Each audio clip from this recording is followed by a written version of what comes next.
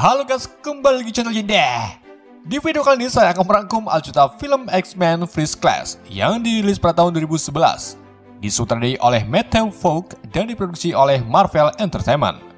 Film ini dibintangi oleh James McAvoy sebagai Charles Xavier atau Profesor X, Michael Fassbender sebagai Erik Lancer atau Magneto, dan masih banyak aktor keren lainnya. Jadi film ini mengisahkan awal mula Profesor X dan Magneto bertemu, di mana di film ini berlatar belakang di masa lalu saat Profesor X masih muda. Sebenarnya saya mau melangkah langsung ke film The Wolverine, namun karena di film Wolverine ada kaitannya dengan film X-Men, jadi saya memutuskan untuk merangkum secara berurutan. Dan gak usah lama-lama, mari kita simak aljutannya.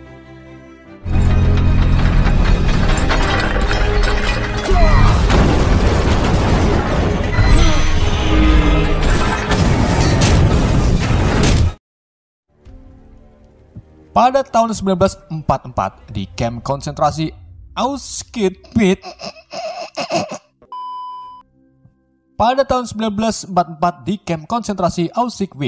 Perwira Nazi bernama Klaus Siegmund memisahkan tahanan muda bernama Erik Lancer dengan ibunya secara paksa. Tentunya hal ini membuat Erik marah. Erik kemudian menggunakan kekuatan mutannya yang mampu menggerakkan besi hanya dengan pikirannya. Namun, hal tersebut berhasil dihentikan oleh beberapa tentara yang berusaha menahan Erik. Setelah itu, Erik dibawa ke hadapan Siegmund, di mana Siegmund ini tertarik dengan kemampuan Erik. Ia berencana akan merekrut Erik sebagai prajurit supernya. Namun, sebelum itu, Siegmund meminta Erik untuk memindahkan koin 500 perak yang ada di hadapannya.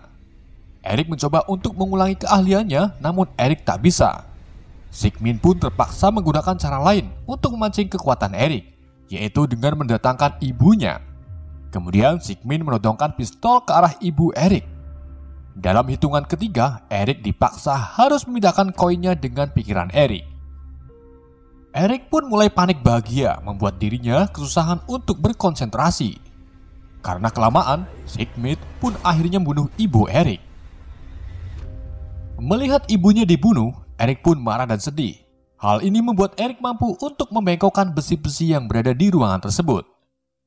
Kekuatan magnetnya bermanifestasi. Erik juga membunuh 2 tentara hanya dengan menekankan helmnya. Melihat kemampuan Erik, Siegmund pun tertawa bahagia. Di sisi lain, tepatnya di Westchester County, New York, seorang bocil bernama Charles Xavier yang memiliki kekuatan telepatis tak sengaja bertemu dengan mutan muda perempuan yang sedang mencuri makanan di rumahnya. Mutan tersebut bernama Revan yang memiliki kemampuan mengubah wujudnya. Charles sangat senang karena ia bertemu dengan orang yang sama seperti dirinya. Kemudian Charles mengajak Revan untuk tinggal bersama keluarga serta mengangkatnya sebagai saudara. Di sini saya jelasin sedikit. Jadi mutan sendiri awalnya memang sudah ada dari terdahulunya. Mutan terlahir dari orang biasa, namun ia memiliki gen yang berbeda. Gen tersebut adalah gen X. Semakin banyak populasi manusia, mutan juga semakin banyak. Jadi wajar saja jika di film X-Men banyak sekali mutan yang tiba-tiba muncul tanpa diperlihatkan asal-usulnya. Beda dengan superhero Marvel lainnya seperti Captain America, Superman, Hulk, dan yang lainnya. Mereka bisa disebut mutan, namun bukan mutan bawaan dari lahir. Jadi sebelum Captain America disuntikan serum prajurit super, dia hanyalah manusia biasa. Di sini paham? Gak paham sama berarti. Oke, kita lanjut ke alur ceritanya. 18 tahun kemudian, tepatnya pada tahun 1962, Erik yang sudah dewasa terlihat sedang melacak keberadaan Siegmund. Di mana Erik ini akan balas dendam kepada Siegmund atas kematian ibunya.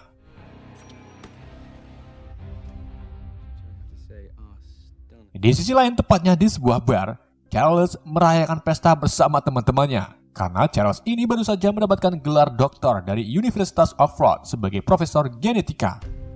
Revan juga terlihat ikut berpesta, namun ia menggunakan tubuh manusianya agar identitas aslinya tak terbongkar di masyarakat. Charles dan Revan kembali ke kontrakannya. Di sini Revan mengungkapkan kepada Charles bahwa dirinya kurang menerima tubuh aslinya yang berwarna biru. Karena Revan juga ingin hidup normal dan bisa berkencan dengan pria normal. Keesokan harinya, Eric mendatangi kantor pertahanan di Uni Soviet untuk menanyakan kepada salah satu jenderal bernama Bagong tentang keberadaan Sigmund. Eric langsung memaksa Jenderal Bagong dengan mencabut gigi logamnya. Hal ini membuat Jenderal Bagong kesakitan, kemudian memberi keberadaan Sigmund yang sekarang berada di Argentina. Setelah mengetahui keberadaan Sigmund, Eric pun pergi sambil membawa emas batangan yang berlambang Nazi. Di Las Vegas, tepatnya di klub neraka, agen CIA bernama Moira McTaggart sedang menjalani tugasnya mengikuti kolonel Angkatan Darat AS bernama Henry, di mana Henry ini akan melakukan pertemuan dengan Sebastian Shaw yang dicurigai akan membawa peperangan. Henry akhirnya bertemu dengan Shaw yang ternyata adalah Sigmund. Moira mengikuti keduanya dan berakhir di sebuah ruangan rahasia. Di sini, Moira menemukan berkas yang bertuliskan CCP, dan karena tulisannya Rusia, saya tak bisa mengartikan berkas tersebut. Sebenarnya saya tahu tapi nggak tahu.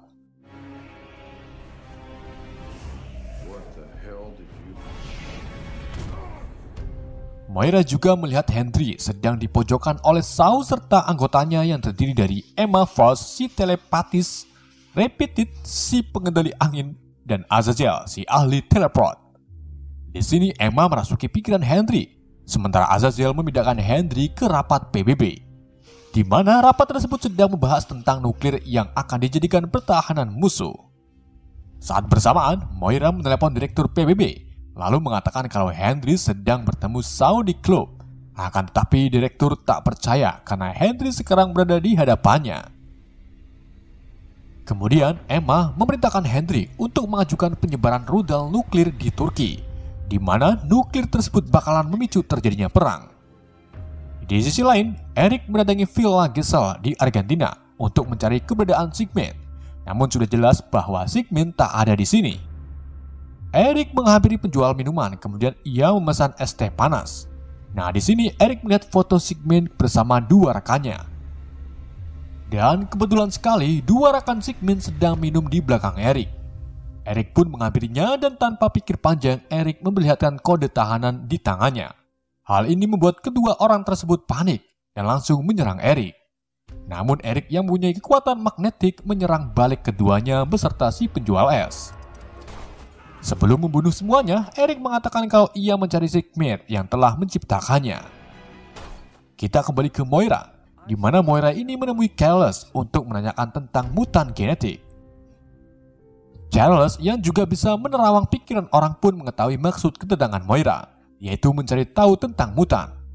Moira juga meminta Charles untuk membantunya menemukan Shaw. Sore harinya di pesisir Miami, Henry menemui Shaw di atas kapal miliknya. Henry mengungkapkan kalau Shaw memiliki rencana membuat peperangan. Henry pun mengancam Shaw untuk menyerahkan diri dengan granat. Namun Shaw begitu tenang dengan ancaman Henry. Kemudian Shaw mengambil granat lalu membuka pelatuknya. Di saat granat tersebut meledak, Shaw menyerap ledakan tersebut ke dalam tubuhnya. Dan ternyata Shaw ini juga seorang mutan. Kemampuan Shaw dapat menyerap energi dan bisa mengeluarkan energi yang baru saja ia serap. Mengetahui rencananya terbongkar, Shaw pun akhirnya membunuh Henry dengan energi granat.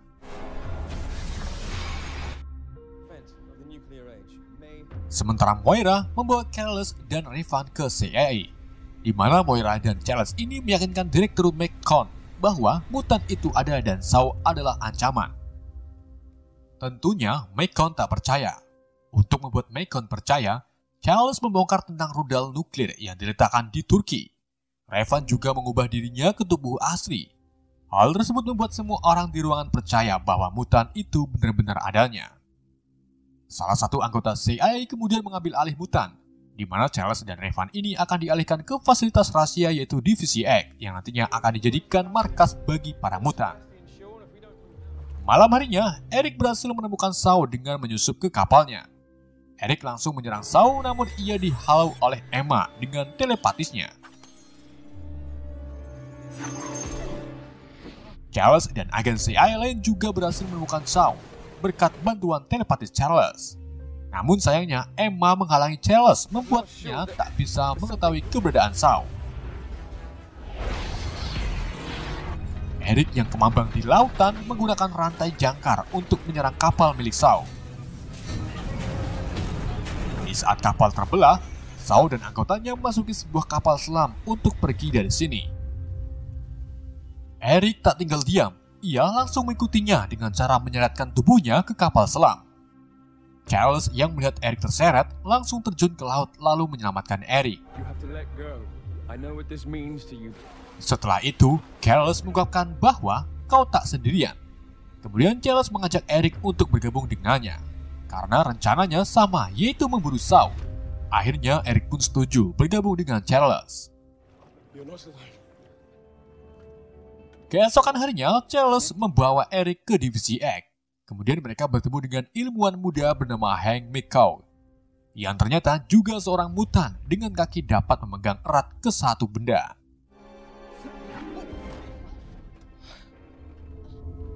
Di dalam kapal selam, Shaw menunjukkan helm ciptaannya, di mana helm tersebut tak akan mempan dengan kekuatan telepatis. Jadi mutan yang memiliki telepatis seperti Charles tak bisa merasuki si pemakai helm tersebut. Kita kembali ke divisi X, di mana Hank ini menemukan kalau DNA Revan dapat membuat mutan bisa menjadi manusia normal. Kemudian Revan sukarela memberikan darahnya kepada Hank. Pagi harinya, anggota CIA berencana untuk mencari mutan yang lain, yang nantinya akan dijadikan anggota divisi X melawan kelompok Shaw. Kemudian Charles menawarkan dirinya untuk mencari mutan yang lain bersama Eric. Hal tersebut tentunya disetujui oleh CIA. Setelah itu, Hank membawa Charles ke sebuah perangkat ciptaannya, di mana perangkat tersebut dapat menemukan keberadaan para mutan lewat telepatis milik Charles. Hank kemudian memasangkan perangkatnya ke Charles. Dan benar saja, Charles dapat melihat banyak sekali mutan di seluruh dunia. Perangkat tersebut juga memberi kode alamat untuk menemukan mutan. Setelah mendapatkan beberapa alamat mutan, Charles dan Eric mendatangi rekrutan pertamanya, yaitu Angel Salvador, di sebuah klub Sakni. Sebelum bergabung dengan Charles, Angel menampilkan kemampuannya, yaitu sayap capung yang terletak di punggungnya. Rekrutan kedua, Charles dan Eric adalah supir taksi bernama Armando Munoz. Ketiganya adalah Alex Summer, tahanan angkatan darat. Yang keempat adalah Sean Cassidy. Dan yang terakhir adalah Logan. Namun di sini Logan menolak tawaran dari Charles dan Eric. Malam harinya, keempatnya dikumpulkan ke divisi X, di mana Revan ini mempersilahkan anggota divisi X baru untuk menunjukkan kemampuannya.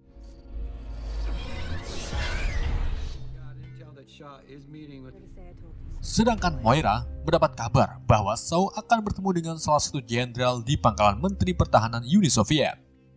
Mengetahui hal tersebut, divisi X langsung menuju ke pangkalan untuk menyergap Shaw.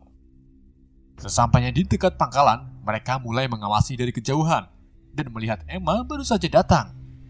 Charles bertelepati ke salah satu penjaga dan mendapati bahwa Shaw tidak ada di sini. Eric pun kesal, namun ia punya rencana untuk menangkap Emma sebagai sumber informasi. Eric berlari ke pangkalan sambil menyerang beberapa penjaga.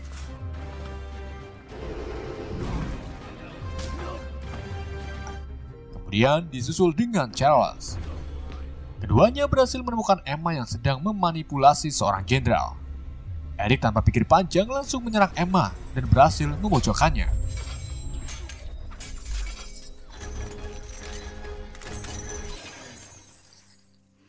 Setelah itu, Charles mentelepati Emma dan melihat bahwa Shaw ingin menciptakan perang dunia ketiga antara Amerika dan Rusia atau Uni Soviet, di mana perang tersebut akan memicu kehidupan mutan.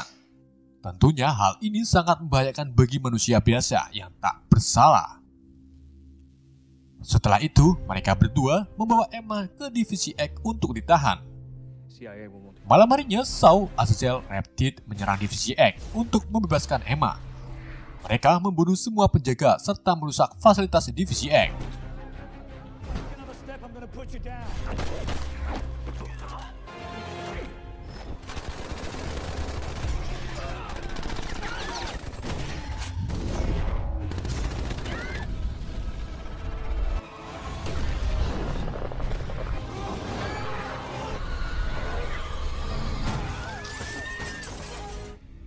Setelah itu, Shaw dan anggotanya mendekati para mutan muda untuk mengajaknya bergabung. Dengan diiming-imingi makan seblak setiap hari, akhirnya salah satu dari mereka tertarik dengan Shaw, yaitu Engel. Kemudian disusul dengan Monus. Akan tetapi Monus telah menyusun rencana, di mana Monus ini menyuruh Alec untuk menyerang Shaw. Namun usaha mereka sia-sia. Shaw berhasil menyerap serangan dari Alec, kemudian meletakkan energinya ke tubuh Monus, yang pada akhirnya Monus pun meninggal.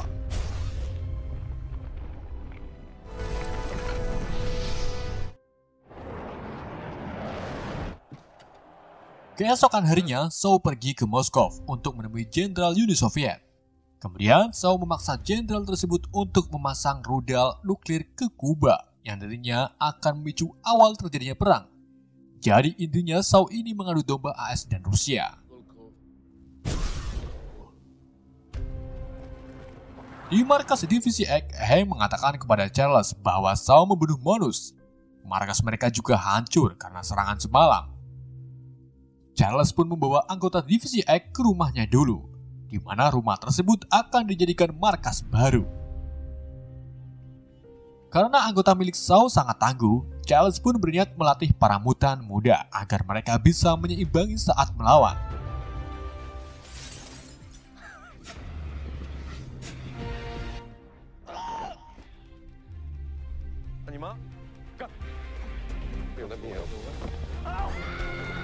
Hari demi hari kemampuan mereka meningkat.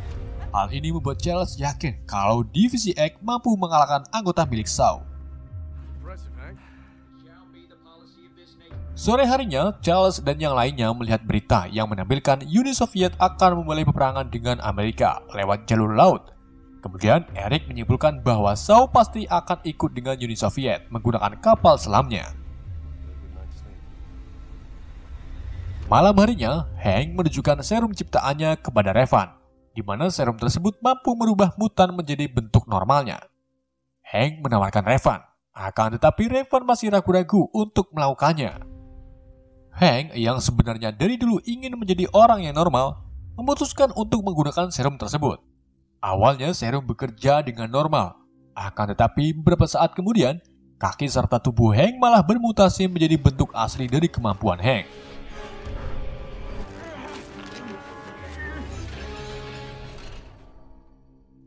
Sedangkan Revan menemui Eric di kamarnya. Ia merubah bentuknya dengan berbagai wanita untuk merayu Eric. Akan tetapi Eric menyatakan kalau Revan cantik dalam bentuk aslinya. Hal tersebut membuat Revan percaya diri dan tak akan menyuntikkan serum dari Hank. Pagi harinya, Divisi X bersiap-siap untuk menuju ke titik peperangan. Namun sebelumnya mereka mencari Hank di laboratorium. Akan tetapi mereka tak menemukan Hank. Di saat mereka akan pergi menggunakan pesawat, Hank datang dengan bentuk mutannya. Kemudian Alec menjuluki Hank sebagai Beast.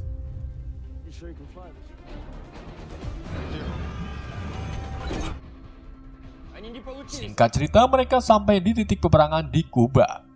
Charles kemudian menggunakan telepatisnya untuk membuat salah satu jenderal Uni Soviet meluncurkan bom ke kapal yang membawa nuklir.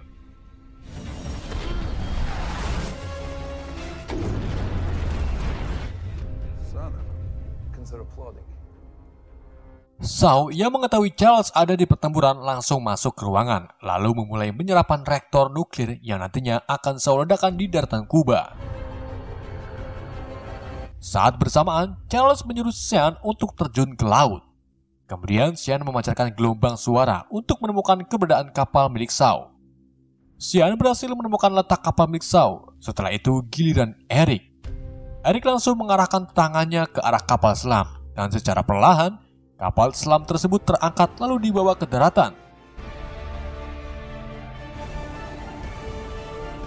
Namun saat itu juga Repeated muncul dan langsung menyerang Eric dengan badai. Hal tersebut membuat kapal selam terlempar ke daratan dan pesawat yang mereka tumpangi mengalami kerusakan lalu terjatuh.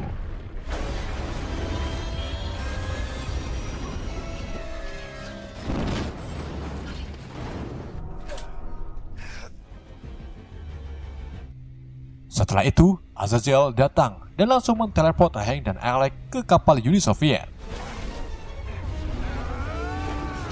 Saat itu juga, Angel datang dan langsung menyerang Alec. Alec berhasil kabur dengan bergelentutan ke Sean. Namun sayap Sean terludahi oleh Angel, membuat keduanya jatuh tepat di pantai.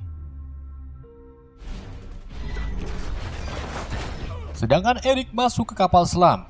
Ia mematikan reaktor nuklirnya kemudian bertemu dengan Shaw. Eric langsung menyerang Shaw dengan magnetiknya. Namun Shaw yang mampu menyerap energi dengan mudah mengalahkan Eric. Kemudian Charles membantu Eric dengan menyalurkan telepatinya ke celah yang terbuka. Di saat Eric akan dibunuh, Eric langsung melepaskan helmnya dari Shaw. Kemudian Charles membekukan Shaw dengan telepatisnya. Eric memakai helm Shaw, kemudian mengatakan kalau ia sebenarnya tertarik dengan rencana Shaw. Namun karena Shaw membunuh ibunya, Eric pun memutuskan untuk membunuh Shaw dengan koin yang dulu menjadi bahan uji cobanya.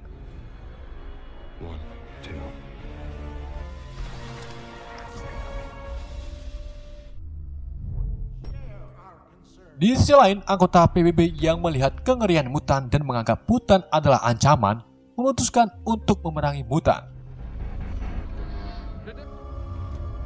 Kemudian, Eric memberitahu kepada Charles bahwa musuhnya sekarang adalah manusia. Charles tak percaya, ia pun mencoba menerawang kedua kubu. Dan benar saja, kedua kubu antara AS dan Rusia mulai mengangkat senjatanya untuk menembakkan semua rudal ke arah para mutan. Di saat semua rudal ditembakkan, Eric langsung memberhentikannya. Sontak membuat semua orang panik bahagia. Eric kemudian mengarahkan rudal-rudal tersebut ke semua armada. Tentunya Charles tak setuju.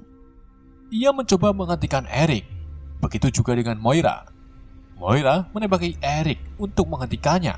Akan tetapi Eric menangkis peluru yang datang dan salah satunya mengenai Charles. Hal tersebut membuat Eric berhenti mengarahkan rudal dan lebih memilih untuk menolong Charles. Eric pun marah kepada Moira karena menembakinya. Eric langsung mencekik Moira, kemudian Charles mengatakan kalau ini ulah Eric sendiri. Eric terdiam, lalu mengatakan kalau dirinya ingin Charles berada di pihaknya.